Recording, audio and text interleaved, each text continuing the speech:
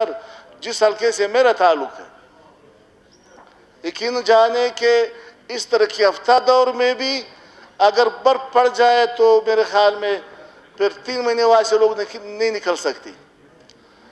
अगर बारिश हो जाए, सारे नदी नालियों में लोग रहते हैं, रास्ते में उसी नदी नालियों में, फिर हमने ग्रेडर का बंदोबस्त करना होता है और डोजर का बंदोबस्त करना होता है ताकि लोग कम अज़ कम मार्केट तक पहुँच सकें। तो मेरा हल्का नहीं बल्कि अक्सर हल्के इस तरह है, मवासिलात में कम अज़ कम हम खतीर रकम रखें ताकि लोगों के लिए हम रास्ते बना सकें, उनको ये सहूलत दे सकें। और इनके साथ साथ लाइवस्टॉक का जो शोबा है, बलूचिस्तान का माल वकू इसके लिए इंतहाई सूटेबल है। अगर लाइवस्टॉक वाले आवाम को तरगीब दे और हुकूमत कम बलासुद कर्जे आवाम को दे और उसकी रिकवरी का भी एक फार्मूला तय कर दे, उनको तरगीब दे, उनको डॉक्टर्स की ज़रूरत पड़ती है वो दे, तमाम ज़रूरियात उनको पूरी करवा के दे, तो मेरे ख्याल मुतबादिल में अगर ज़राअत हमारा खुशहाली की वजह से ख़त्म हो जाती, तबाह हो जाती है, तो कम अज़ कम मुतबादिल सूरत हमारे साथ लाइवस्टॉक ही है कि हमारे अक्सर इलाके इसके लिए मौजू भी है और हम इसको पाल भी सकते हैं। लेकिन इस शोबे को सिर्फ नाम की हद तक तो रखा है, इनके स्टाफ भी मौजूद है, इनके एम्प्लॉयज़ भी मौजूद है, लेकिन अक्सर अजला में जब मैं मिला हूँ कि उनसे मिसाल के तौर पर आपका ज़िला मुसाखिल है, इसमें उनकी एक नायब नस्ल होती है सफ़ेद रंग की, जो कि वो बाहर मुंतकिल किया जाता है। अगर इसी को आप मुसाखिल के लिए इस पे काम किया जाए तो मेरे ख्याल में फिर अक्सर एक ज़िले में कम अज़ कम तो मसला तो हल हो जाएगा लाइवस्टॉक के हवाले से। मुस्तनय्या नस्ल अफ़ज़ाई उसको कहते हैं, उनको तरगीब दिया करे। और जो कि हमारे बलूचिस्तान को जो माहल वकू है, इंतहाई आसान सुहेल अंदाज में हम अपने नौजवानों को रोज़गार भी फराहम कर सकते हैं, उनके लिए रोज़गार भी पैदा कर सकते हैं। मेरे ख्याल में गवादर से लेकर जो मुसाखिल तक ऐसे मौके मौजूद है मादनियात की, जो कि बलूचिस्तान में पाया जाता है, या क्रोमाइट है, या काफर है, या मैग्नीज़ है, या आयरन ओर है, मुख्तलिफ किस्म के मादनियात यहाँ मौजूद है। दुनिया जान में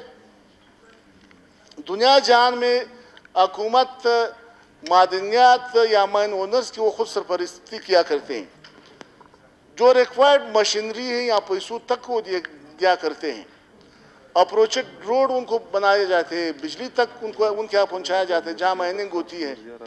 लेकिन फिर जब रेजिंग शुरू हो जाती है तो फिर साल 2 साल 3 साल के मुआहदे के तहत 10% की सूरत में उसको वापस वसूल किया जाता है। इससे हमारे बहुत सारे लोग बेरोजगार भी हो जाते हैं और उनकी जो रकम लगी वो वापस भी हो जाती है। तो इस हवाले से हमारे इकोनॉमी जो बढ़ जाती है, मादनियात पे हमें ज़्यादा तवज्जो देनी चाहिए। और इसी तरह हमारे रोज़गार के मौके ज़ाहिर है कि हम इसी तरह पूरा पैदा कर सकते हैं, उनकी तख्लीक कर सकते हैं कि हमारे इदारे बहाल हो, उनका कोई आउटफुट हो। यहाँ दरादर बंदे तो लगाए जाते हैं लेकिन बाद में नहीं देखा जाता कि हमारे इस इदारे के लिए जो हम ये बंदे रखें क्या उसकी फालियत भी या नहीं है। आखिर में यहाँ जहाँ जिस चीज़ की ज़रूरत है उस पर ज़्यादा तवज्जो देनी चाहिए, वो है दयानतदारी और ईमानदारी। इस वक्त हमारे सूबे की ज़्यादा मुश्किल ये है कि जो भी हमारे इदारे हैं उसमें रिश्वत आम है, यहाँ तक इनके अदब व एहतराम के साथ कि जितनी भी पोस्टें हैं बिक जाते हैं, जितने भी टेंडर्स होते हैं उस पर बाकायदा रकम रखी जाती है। अब जाहिर है कि अगर एक प्रोजेक्ट को 10% या 20% की फिर उसकी जो सालाना टैक्स है और सेल्स टैक्स है, ब्यारे टैक्स है, ये अगर तकरीबन एक प्रोजेक्ट से 50% कट जाती है अब 50% के किसी प्रोजेक्ट से कट जाने के बाद वो मनसूबा जिसके लिए 100% पैसे रखे थे वो फिर किस तरह हम 50% में हम मुकम्मल कर सकते हैं। दूसरा है कि तामीरात में इस वक्त पोजीशन ये है, अक्सर हमारे तमाम प्रोजेक्ट वो बंद पड़े या इनको सरिये के लिए 80,000 रुपये दिए जाते हैं, लेकिन वहाँ प्रोजेक्ट तक पहुँचाने में कोई 2,25,00,000 रुपये लगते हैं। अब 2,25,000 लगते हैं तो फिर ठेकेदार का दिमाग खराब है कि अपनी जेब से वो 1.5 लाख रुपए रखे। इसमें कम से कम हमारे पेंडी जो पहले से इसका सारी बातों को समझे, संजीदगी से इस पे कोई लायामल तैयार करे, कोई पॉलिसी तैयार करे ताकि हमारे प्रोजेक्ट बंद ना हो। इस वक्त मेरे ख्याल में आप जाके देखें कि अक्सर प्रोजेक्ट हमारे बंद है, क्या वजह है? और दूसरा ये कि हमारी हुकूमत इक़्तिदार के साथ ही थोड़ा संजीदगी से काम ले। इन 3 सालों में हमारे हर सालाना 25 से 30 अरब रुपए हमारे लेफ्ट होते हैं, तो क्या बलूचिस्तान में काम करने का जगह कोई नहीं है?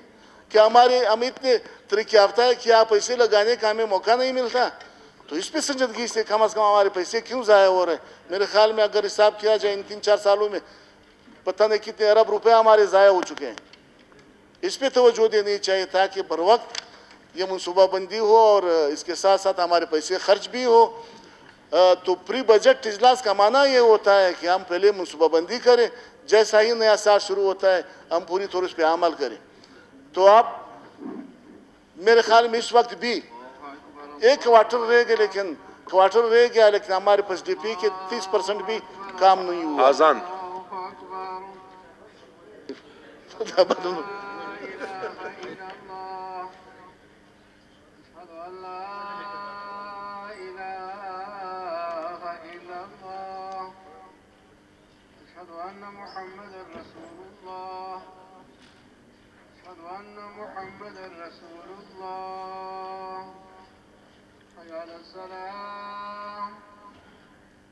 से काफ़ी हो गया आपकी।